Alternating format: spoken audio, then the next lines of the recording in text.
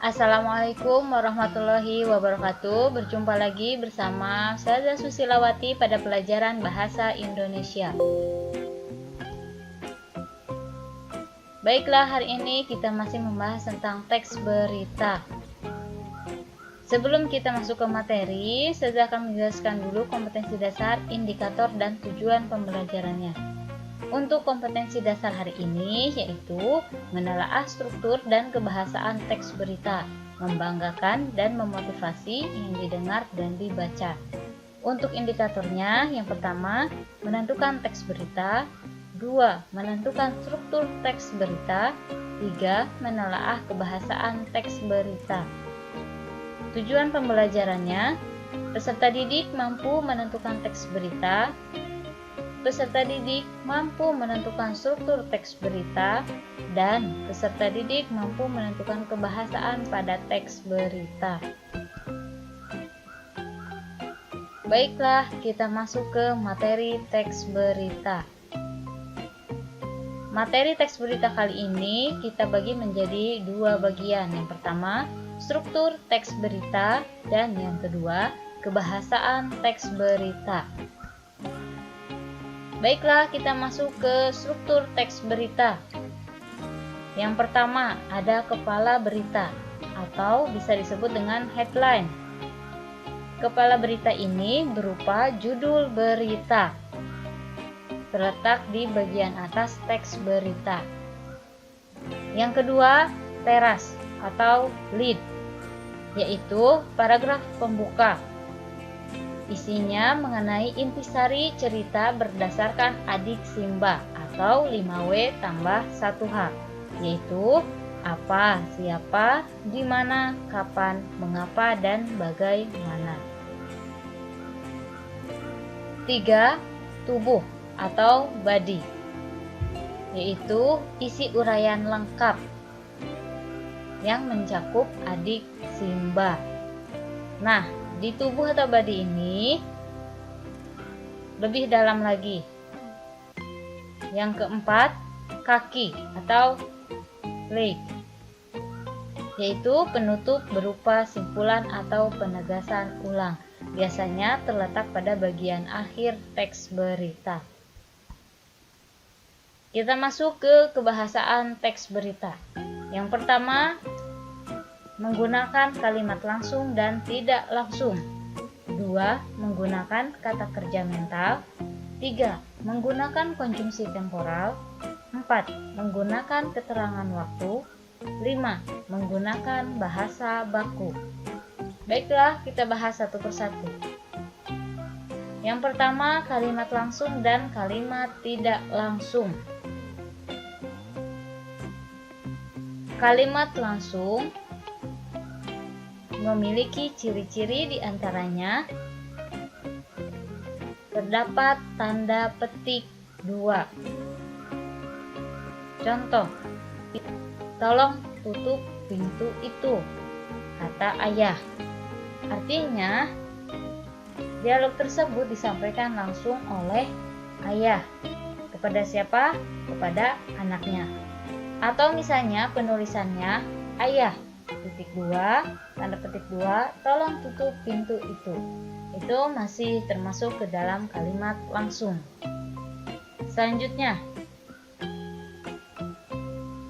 kalimat tidak langsung. Salah satu ciri kalimat tidak langsung, kebalikan dari kalimat langsung, yaitu tidak memiliki tanda petik. Contoh, ayah berkata kepada Ani untuk menutup pintu itu. Artinya Ani di sini itu siapa? Ya, anak dari ayah. Menggunakan orang ketiga. Selanjutnya, kata kerja mental. Untuk pengertian kata kerja mental adalah kata kerja yang menerangkan aktivitas mengindrai, berpikir, atau merasa. Contoh, pemerintah harus melihat kondisi ekonomi masyarakat Indonesia secara real. Nah, di sini sudah ada kata yang bercetak tebal, yaitu melihat. Kata melihat ini menunjukkan proses penggunaan indera penglihatan. Kita ulas sedikit tentang penginderaan atau panca indera. Pasti sudah tidak asing di telinga kita bahwa panca indera yang kita miliki itu ada 5, yaitu penglihatan, pendengaran, peraba, pengecapan, dan penciuman. Baik, kita lanjut ke contoh kalimat yang kedua. Saya mengerti bahwa kondisi perekonomian Indonesia saat ini dipengaruhi oleh merosotnya nilai tukar rupiah. Nah, di sini kata yang bercetak tebal yaitu mengerti. Kata mengerti menunjukkan aktivitas proses memahami atau berpikir. Selanjutnya, kalimat yang ketiga. Masyarakat Indonesia khawatir dengan kondisi perekonomian Indonesia saat ini. Kata khawatir menunjukkan proses merasa. Atau contoh yang lain, marah itu proses merasa. Kita lanjut materi selanjutnya, yaitu konjungsi temporal. Pengertian dari konjungsi temporal adalah kata hubung yang menunjukkan urutan waktu. Ingat-ingat ya, yang menunjukkan urutan waktu. Ada apa saja konjungsi temporal? Di antaranya lalu, kemudian, sesudahnya, selanjutnya, sebelumnya, ketika, sambil, sebelum, sedari, sejak, selama, semenjak, sementara, seraya, waktu, setelah, sesudah, dan tatkala.